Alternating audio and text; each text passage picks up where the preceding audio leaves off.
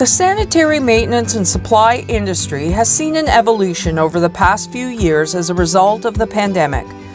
We have seen new technologies, new methodologies, and a new way of thinking about cleaning. Although the theme of the 2023 ISSA Show Canada was Clean, a New Way of Thinking, we can't really appreciate where we are now without looking back to those pioneers who have been instrumental in building the foundation of our industry.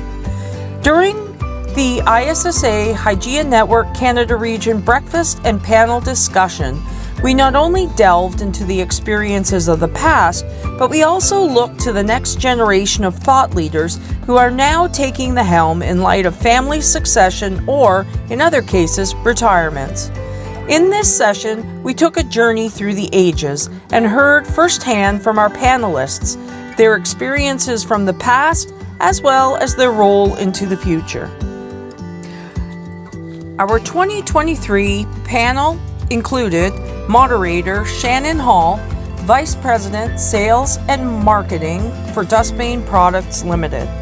Shannon Hall is a transformational sales leader with over 20 years of sales leadership expertise. Working with several Fortune 500 companies as well as private businesses, Shannon has been tasked with delivering results, building high-performing sales teams, and creating a sales and customer-focused culture within her company. Shannon is passionate about building a more inclusive environment for women in the cleaning industry, and this passion is certainly reflected in her hard work to spread the message of the Hygieia Network across Canada. Also joining us was Giselle Chartrand, who is president of Ballpex Incorporated, a not-for-profit cooperative group serving B2B distribution for the cleaning and hygiene, food packaging, and industry packaging markets. Under Giselle's leadership, Ballpex has strived to be an indispensable business partner to all of its stakeholders. Candace Alford is Executive Vice President of Procurement and Risk Management at Scandinavian Building Services Limited, a family-owned commercial cleaning and maintenance enterprise based in Edmonton, Alberta. Starting as a small janitorial company in Edmonton in 1956, today Scandinavian is a second-generation family-owned and operated business. Judy Gillies, president and founder of the Surge Group Inc., has worked in the janitorial and building services industry for more than 15 years and thrives in a changing environment. Known for her passion and focus, Judy is a highly motivated, results-driven professional offering proven skills with a get-it-done attitude and record for helping her clients achieve results. Armanda Souza started her career with Modern Building Cleaning as a cleaner in 1982. Today, with more than 41 years in the cleaning industry and working for several cleaning companies during that time, she is currently Director of Operations for Be Clean Building Maintenance at Billy Bishop Airport. With her refined skill set, she brings customer-centric mindfulness that enables firms to innovate and thrive in the cleaning industry and gain the trust of customers, employees, and employers. And finally, Brock Tully. Brock has led Bunzl Canada's cleaning and hygiene business since 2017, operationally and strategically, aligning 7 acquired businesses to create Canada's largest cleaning and hygiene specialty supplier. With a master's degree in accounting from the University of Waterloo, Brock joined KPMG's practice in downtown Toronto, where his client base included a broad spectrum of insurance, banking, and brokerage institutions. In 2017, Brock left his financial leadership role and moved into commercial business leadership, where he currently holds the position of Vice President of Bunzl Cleaning and Hygiene. Let's listen now as our panelists share some valuable insight. My employees, I call them a concierge because they are the front line. So they are the ones that represent us. That's the ones when they look to their uniform, they know what the company is there, not me. And that's what it is. Yeah, I think you're making a really great point, and from a leadership standpoint, never expecting something of your team that you wouldn't do yourself. So I think that's Let absolutely me tell you critical. now, there's a lot of pictures somewhere. When I was a person, ride a machine with the heels. There's a lot of pictures there, I'm telling you. Health and safety message, you're not supposed That's to. why I did this, because I want them to know that I could do it, they can do it. So I have to be the leader, they're right. So the leader does things. If they follow me, and that's the results. And thank you. Awesome. So Giselle, we have seen you being a true rock star when it comes to your persona, and when you stand on stage at Bullpex, everyone's eyes and attention are on you. So how do you take that same persona and apply that to the business when you're dealing with all kinds of different distributors, vendors? You've got so many different things going on and so many elements. A relatively small team that leads a substantial amount of money through that vendor membership and what that means to your clients. So how do you make sure that your persona comes out and that you can rock that? I call it my inner Axl Rose. I think first of all, I believe in servant leadership. So I think it's critically important to present yourself as though you're there to help people. And we have to put our egos, and I think everybody in the room may have one. We put it in a little box to figure out how do we help build other people? How do we go into a meeting with understanding what their needs are before we put our own? And then that leads into preparation. I can't speak enough about being prepared. I teach my team that it's absolutely critical before you go into any meeting. If you have an outcome that you want, then you better prepare for it. You better understand your customer, understand what their needs are, and go in with open ears. I think too often we already have the end result planned. So we need to have an expectation and prepare for that, but then go into that meeting with wanting to serve and wanting to help. Yeah, and you can clearly see that in the meetings. I love when we get a chance to meet. I feel like it's so collaborative because that determined outcome may already be something that's in preparation, but it's ever evolving and inclusive. So thank you for that, but it's such an important piece to be able to take away. So Candace, you have a family business, you're at the forefront of this business as an owner. How do you make sure that you rock that every single day? And you do it in fantastic heels. Thank you.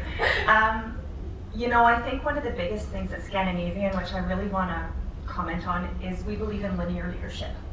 So it doesn't matter what position you hold within the organization, we are all here for the same outcome.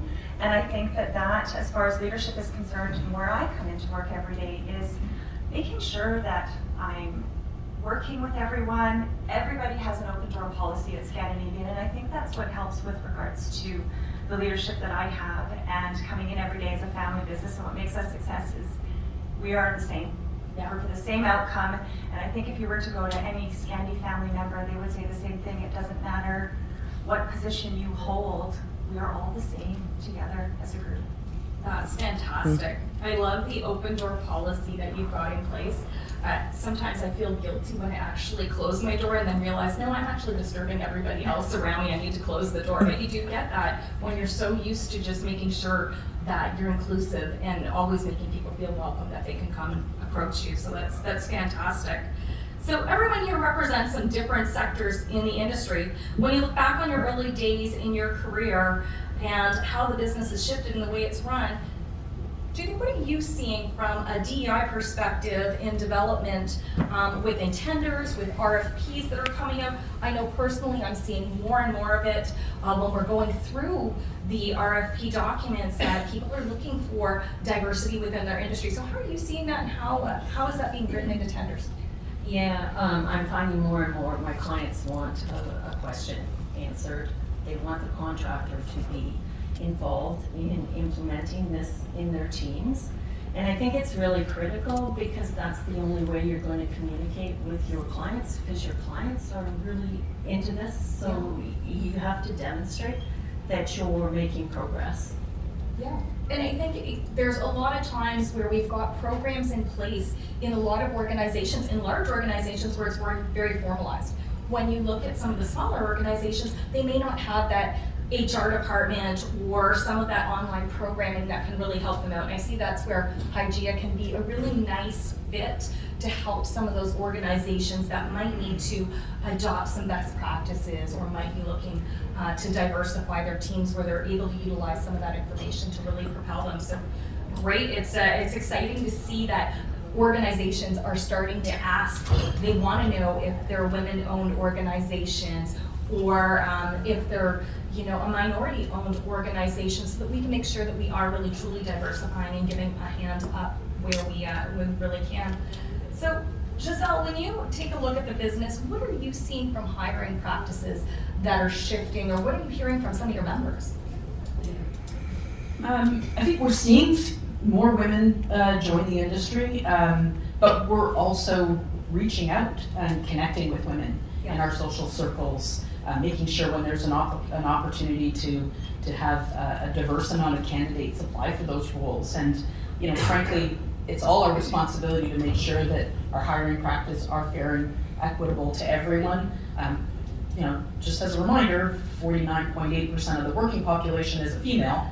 If your organizations aren't that balanced, then you have to challenge yourself. And so from my perspective at Volpex, you know, we have a team of 6 people. We run a $2 billion operation.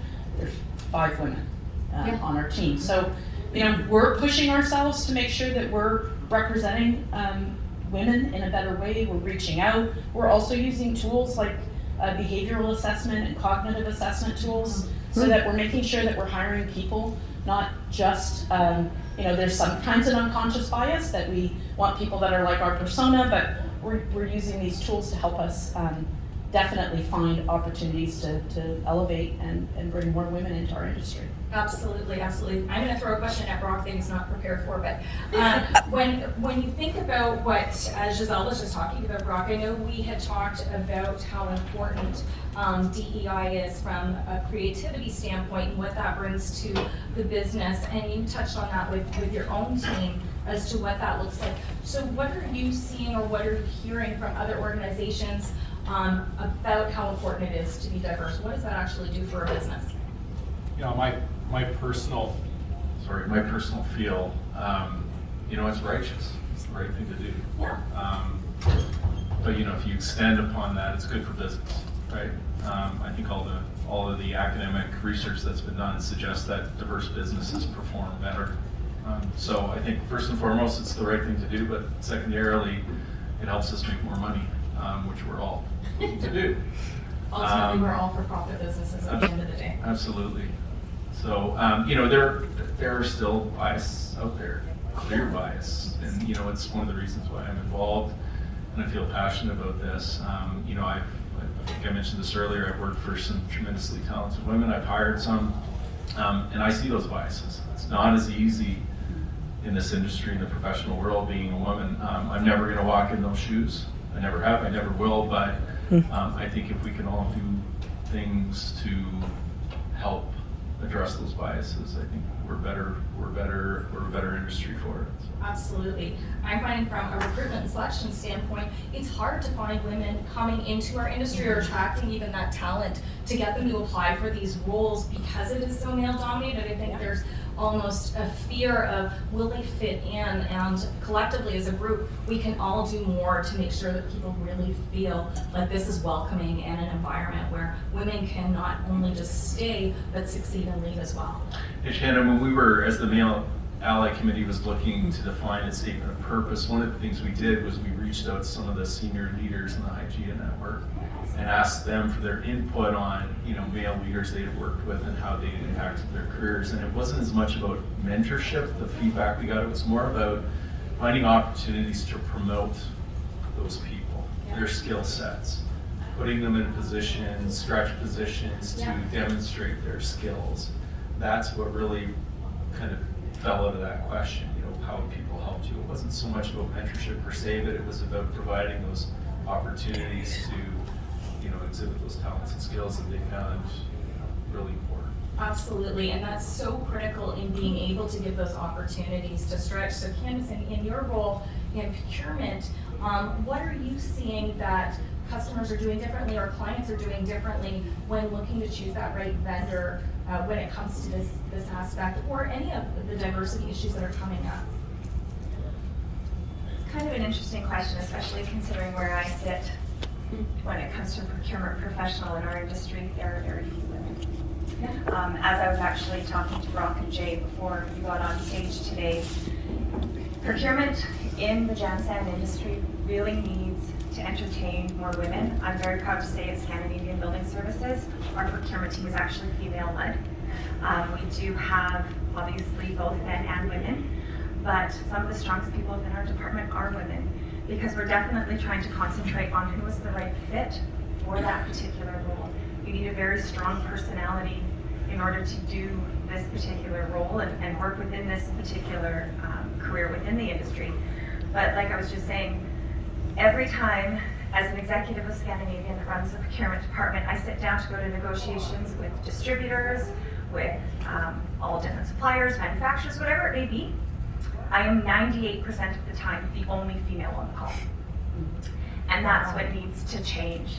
We sit back and I always know I have to prepare before the call, because I need to make sure that when I sit on those calls or I sit in person, I'm at the same seat. And everybody needs to remember there's no difference in that room. We're there for the same reason, but it is definitely a very large noticeable difference in gender difference in procurement. For sure. And do you have some strategies as to how you make sure that not only you sit in the seat, but that your voice gets heard? I was raised from a very young girl of making sure that I always have and always walk in with nothing but confidence and knowledge. Knowledge is power. So anytime I walk into a meeting, I make sure that there is not a single question, there's not a single comment that can throw me off. I know what I'm talking about, and I'd have to say that's probably the biggest thing walking into the seat. As a woman, you need to make sure you know more.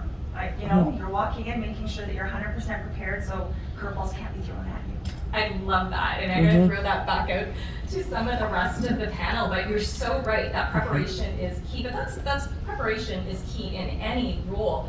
But your comment about you had to be more prepared and work harder, that one hits home. Armand, how does that hit you? Because you started off in a time where there was probably a lot less females in the organization, especially I think if I look back at some of the records on modern building cleaning, looking at the roster of some of the employees and flipping through some of those pictures, I was kind of stunned by some of the advertising that we did back then for some of our equipment. I'll tell you it's not going to be in any of our marketing going forward, but very interesting as we start to see that evolution and what that looked like. How am I gonna start this one? Okay, so I always present myself properly. Well dressed, makeup, all that, right? So when I started in the 80s, they think it was because of my looks. So I was in the magazine because of my look, because of this, because of that. There's nothing to do with that. It helps. But what I'm trying to say is, when you present yourself, when you believe in yourself, half of the job is done. That's how your client sees you. And that's the difference. How you do this? Deliver.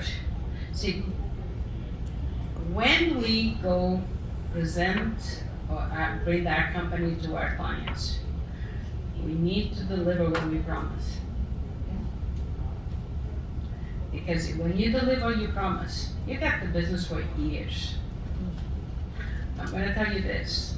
One of my mentors, he came to see me one day at 6 o'clock in the afternoon. And he goes to me, Amanda, I want to thank you for the job you do. I said, thank you, Bill Johnson, I appreciate that. He goes, can I do inspection in your building? I said, yes, you can. He looked at me, he said, what floor we go? I looked at him, I said, show me your hand. Show me your hands. You have 5 fingers. Pick the figure you want, what the floor you want to go. Whatever you want to go, you pick. He went in to the floors, and he went on top of the desk, by the window. He has a ledge there, and between the desk and the window was a space. He went on top of the desk, looked if behind the desk was dirty. It was not. I never forget that day.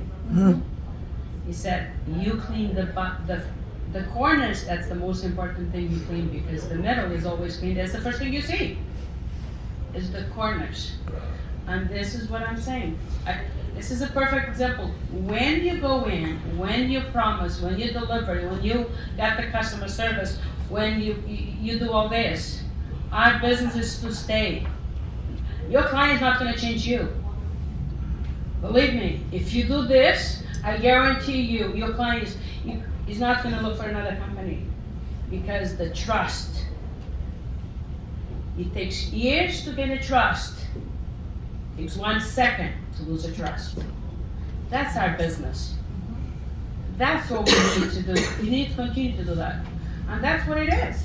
So working harder, delivering on your promise, being consistent, and making sure that it happens every You single got time. business forever, my dears. Yeah, yeah, absolutely. Giselle, what about yourself? How has this impacted you in your roles when you start to think about having to work a little bit harder, or have that extra edge, or that extra certification, or always showing up and always being present and always being on? It's exhausting.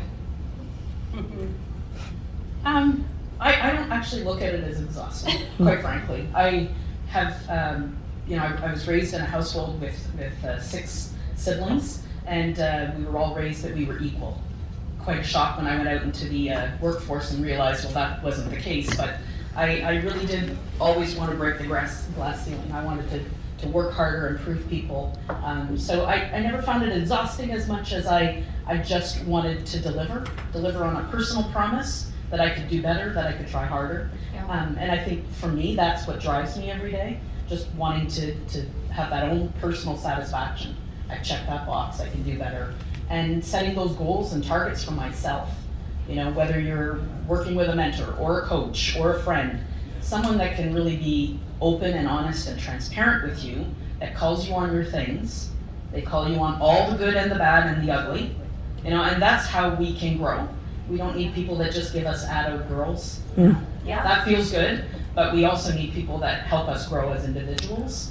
And surrounding yourself with people like that is absolutely instrumental in certainly my success and the success of my team, and helping those people grow and deliver on their promises. Yeah, it's overcoming some of those barriers, right? Mm-hmm. And always seeing the job through to the end, making sure that you're there and you're present. And I love that you bring that into your team from a leadership standpoint. That's incredible. So Judy, you've been in the industry for a number of years. I see a little plug for Judy. She's got a book here that she's written for A Manager's Guide to Professional Cleaning. So within that, Judy, you obviously probably ran into some of these, I like to say, glass ceilings, walls, floors, all of it. How did you break down some of those barriers?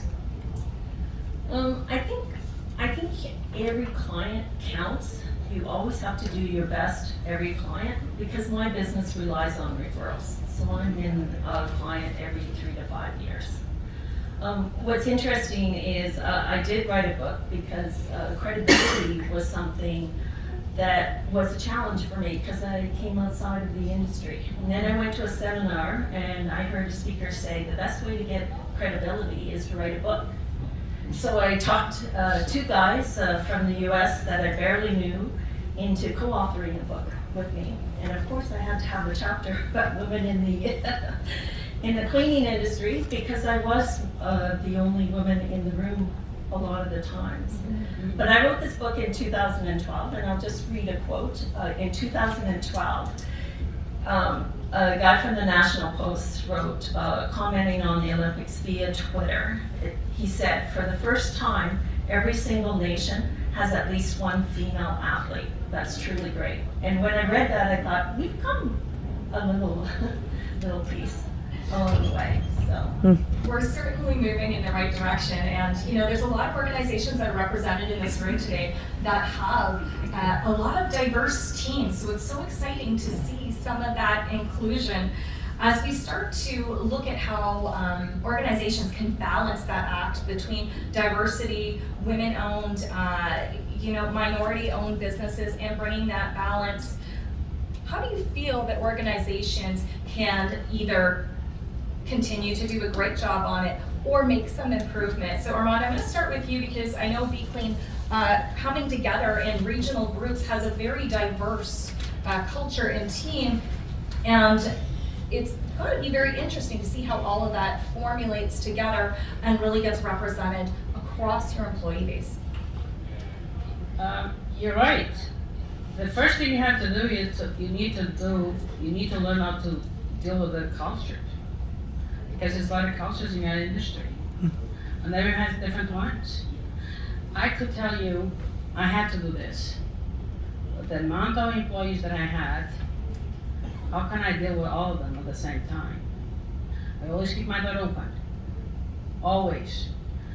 But I could tell you, when I see my employee pass by, I could tell you the day he's gonna have. Guarantee you. Either he lost a bus, either he has to problem with the kids at home to go to school. The behavior is there for us to see it. And we cannot ignore that. I use I'm moving a little bit from the topic that I'll go back. My employee, like when you have a problem with the employee, what they do, they move from here to there. I used to tell them, you just move the problem, you don't move nothing else. I said this, say again, treat the small problem to not be a big problem. Because when you treat the small problem, you don't get a big problem. And this is the key. And this is what I'm saying, it's you learn how to deal with the culture and the policies and the protocols. Because every company has protocols and policies. And we have to implement them. How we do that? Exactly. Respect the culture. Actually, I have to tell you that. I met Giselle when I was a person. There's two people I'm in this room. I'm here because two people. Because Sharon and because of her. Okay? I look up to the panel, I said, okay, I have two people. Because you need to be comfortable.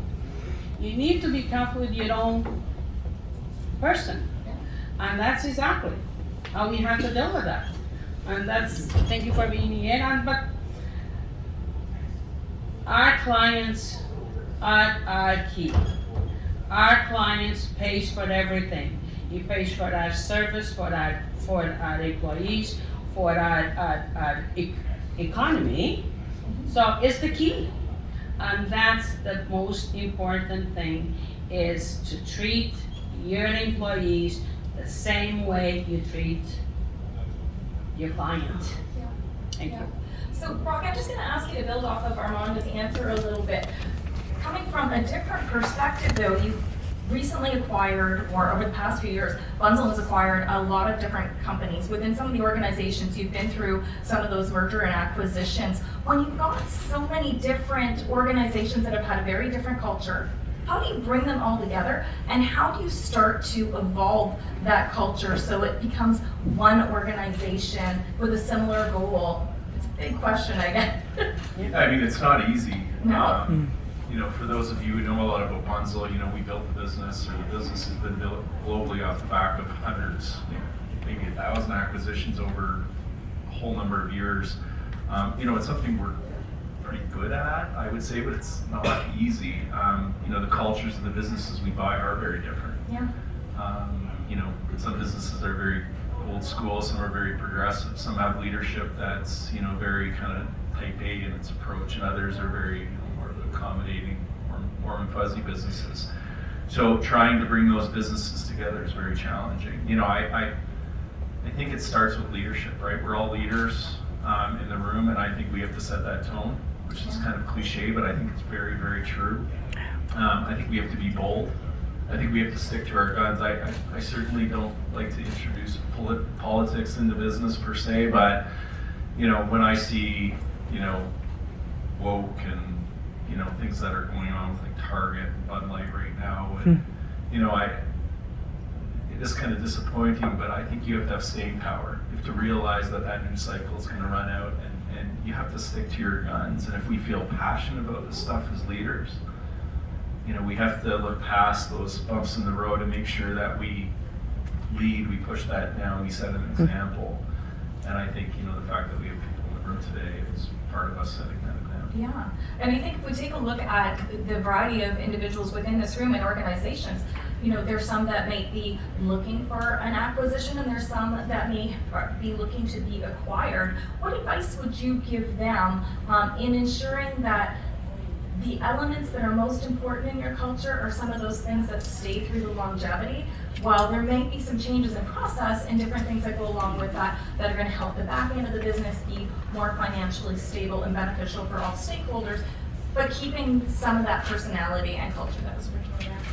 Yeah, I think, when we talk about hiring employees, we talk a lot about fit, right? We want to find people that are going to fit our culture. And I think when we're acquiring businesses, and I think to some extent we can be deficient in this. You want to buy a business because it complements your business geographically or strategically, or maybe you're adding a capability you didn't have, and you kind of focus on the financial elements. I think what gets lost at times is the cultural piece. We bought businesses at Bunzl that, in hindsight, maybe the culture wasn't as good a fit as it could have been. So I think it's a really, really important focus. I'm sure Laura would have plenty to say about this with all the businesses Dave has bought. Having, through an acquisition process, really focusing on the culture. If you're a owner of a business that's looking to sell, make sure you're coming to a company that share some of the same ideals and culture as you. Otherwise, it's going to be a really difficult transition. At the end of the day, a company like Bunzl or Imperial Dade, we're big businesses, and we have cultures that permeate what we do. I'm proud of the culture we have at Bunzl, but a small business that you acquire, you have to be cognizant of that culture.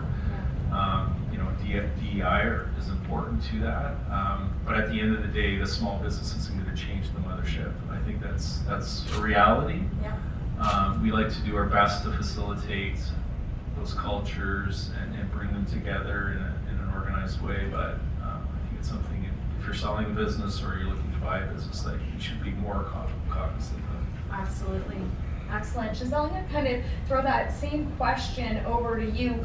With Ballpex working with so many independent members that may be smaller in nature, they might be looking for ways to evolve their culture, or they might want to make sure that as they prepare for the evolution of the future of their business, that culture sticks. What kind of messaging do they hear through their Ballpex organization? Because Ballpex really does bring their members together to create efficiencies, but also making sure that those small independent businesses are getting what they need.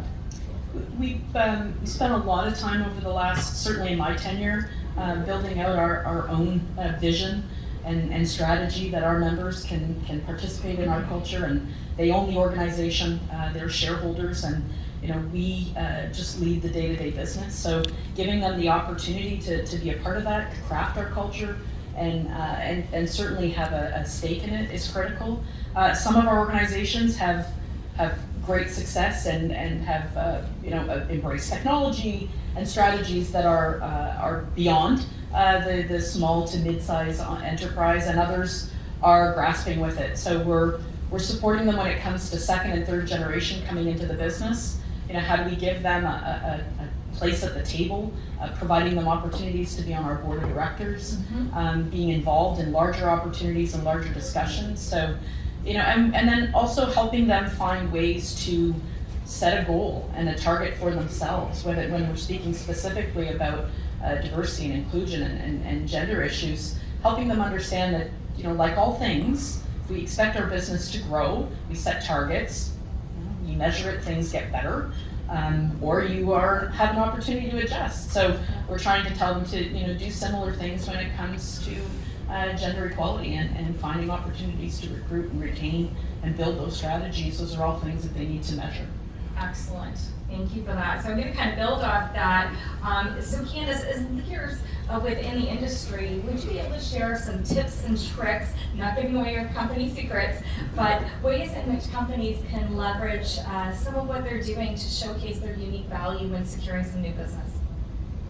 I read that question a few times, and I kind of laughed at that exact comment without giving away too much with regards to some tips and tricks.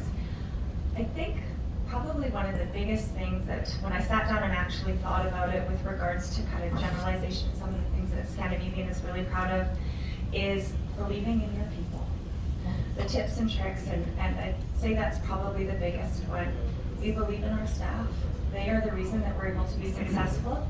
We're We're very much service focused. We want to give the best possible service, and we very much believe in our core values. And in order to do that, we need to really concentrate on the people that are providing that service in which we are providing to our clients. We promise our clients the best service, therefore we need to make sure we have the best people. And in order to have the best people, you need to support the people. They need to feel that they have, as Giselle said, they have support in setting their own personal goals, their professional goals, and also when they come to work, they know there's opportunity for growth. Yeah, absolutely. And I think that is so critical, is those opportunities for growth and how you can help someone find them when there may not be that next level opportunity, but some of those stretch goals and different things that you can do to create that experience for your team members that is going to help them get the experience that they want for that potential next role that could open up within your own organization or the next organization that they may choose to land in. Awesome. All right. Well, we're coming to the end of our session, so I did want to wrap it up with one last question, and then I'm going to open it up to the audience.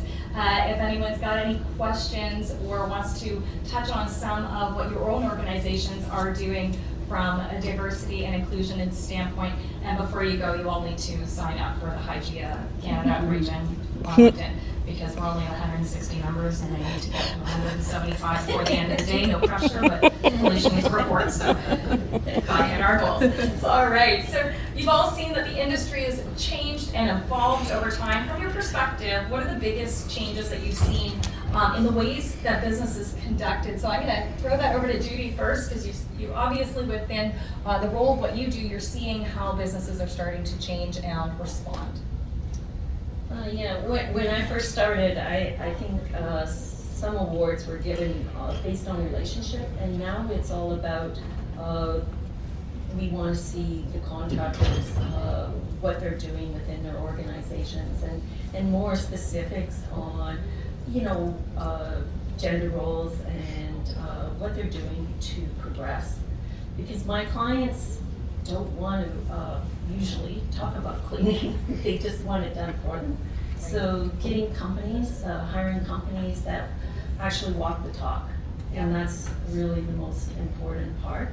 And communicating that in a document that makes us believe that you're actually doing it. Yeah, absolutely. And Armando, from your perspective, what have you seen evolve, change, and what do you see coming for the future? I mean, when we think about cleaning, and you talk about cleaning every book in the office, the reality is in cleaning today, that just doesn't happen.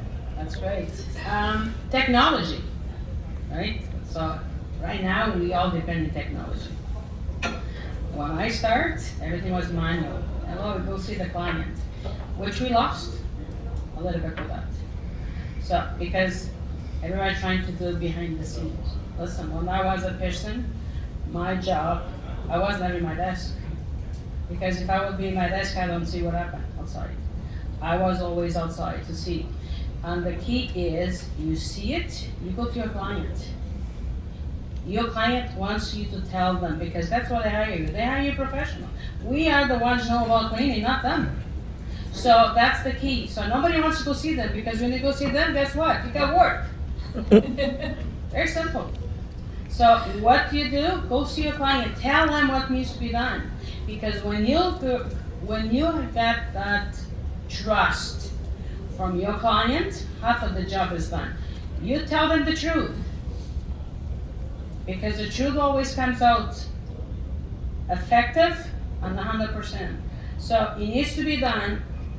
Go tell them what needs to be done. Don't wait for them to come to you, because then you don't deliver what you promise. So go to your client, go see your client. Listen, when I was a person, I had the client close to my hip, like no tomorrow. You know why I had her with me? Because I knew where she was with me. Instead, she'd go around, so I tell her, this needs to be done, this needs to be done. So it was no problem, because she knew it, I was on top of things. So don't be afraid to go see your client. Go see your client, tell them what needs to be done. Because when you go there and you tell them what needs to be done, you'll get your business forever. And this is the goal. I have this on me. I like business in the long term, not in the short term. Excellent. So Armando, you made some really great points in that. And I think one of the things that we've really seen change is the working from home aspect and how that's impacting everybody's roles, and that spending time with your customer in the field has dramatically changed. So Brock, I'm going to throw the same question over to you. Obviously, you've seen some changes in the industry and how it's evolved over time. What, from your perspective, are companies doing, good, bad, otherwise? And crystal ball, what do you think is coming next? And don't say robotics. Could say that. That's already here. Maybe I have I don't know if this is a controversial view, but, if I speak to work from home, I very much think that, we've spent the last few years talking a lot about a new norm. I think the future is going to be a lot closer to the old norm. It's going to take us a while to get there, but I think, business leaders are coming out now actively talking about the advantages of collaboration and having people together. I don't think we're going to get back to where the vast majority of people are in the office 5 days a week, but I think we'll get back a lot closer to where we were than perhaps where we've been over the last few years. It's going to be a gradual process, but that's my personal perspective. I'm a big believer in collaboration in the workplace. When we talk about a crystal ball and what I see, there's been a lot of discussion from the panel today about people and the importance of people. The workforce is shrinking, with demographics the way they are. I think that's going to be the biggest challenge over the next 10 years. I would say pretty confidently everybody in this room has struggled with keeping bums in seats, right? Yeah. Particularly good people. The workforce is going to continue to shrink. We're going to be asked to do more with less, and I think the haves are going to be those who can retain or recruit, retain, motivate, promote good, solid people, and the have-nots are going to be those that struggle. And I don't know if it was Felicia or you, Shannon, who talked about the workforce and 49.8% of the workforce being female. Well, if you look at our industry, we're nowhere close to that. Yeah.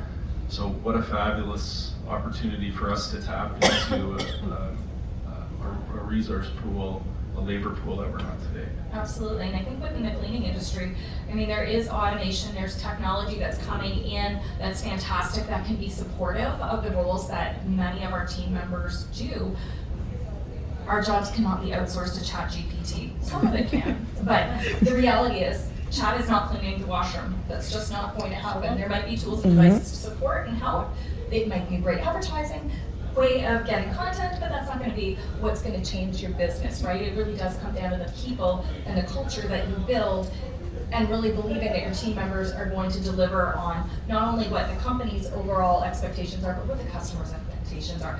So I'm going to throw it out to the room, which is a little off script. Sorry, Tanya, I do that, you know that. It's all good. I have little to no control over the script anymore. So just throwing the question out there, what is everyone here seeing from a crystal ball perspective of what you think is happening in the future? Are the robots taking over? Is ChatGPT going to change the world? Or what are we seeing in the cleaning industry that is going to be game-changing for the next few years? Don't all talk at once now, because I will pick on you for those that have never been in a training with me. Laura. What is Imperial Dating? You guys are going through a number of acquisitions. Recently, a number here in Canada where you've seen those family-run businesses changing. What does that evolution look like without giving away your secrets? I think a big focus on staff development. Again, we talked about once you get into the cleaning industry, it's a great place to work. Every job is available in the cleaning industry, no matter what you're interested in. So I think a focus on not only retaining the wonderful staff that we have, but on how do we recruit the next generation. Our industry is mature from a demographic point of view. We have a lot of people that are over 40, a lot of people that are over 50. Right. A lot of people, we have people in our company that have worked there for 45, 50 years. So there's a renewed focus on how do we reach that next generation. And I also think there's a shift in that for a lot of positions, a traditional 4-year college degree does not have to be a prerequisite. Thank you. There are so many needs in an organization where it's really more about the skill set and the passion than if someone has a BA in ancient languages. I mean, so I think there's just a big shift in the recruiting, talent acquisition, and then keeping those new young people in developing a great career path that they participate in the creation of. So that's a big focus, and my department works very closely with our HR department. So we're having an opportunity to be involved in a lot of those new ways of looking at talent and recruiting and longevity. Awesome, awesome. I'm going to throw it over the Swiss Charlotte table for a second. So Jim, what do you see when you guys have been a long, strong Canadian organization that is ever evolving? How are you seeing some of those traditional values evolving as we move forward? Well, do I have an hour or two to answer? I have 2 minutes. It's interesting what's going on in the industry. I've been around for a long time, you know, and evolution is the secret to success. There's no question about that. And it's interesting to see our industry advance, evolve. I mean, where we started and where we're going.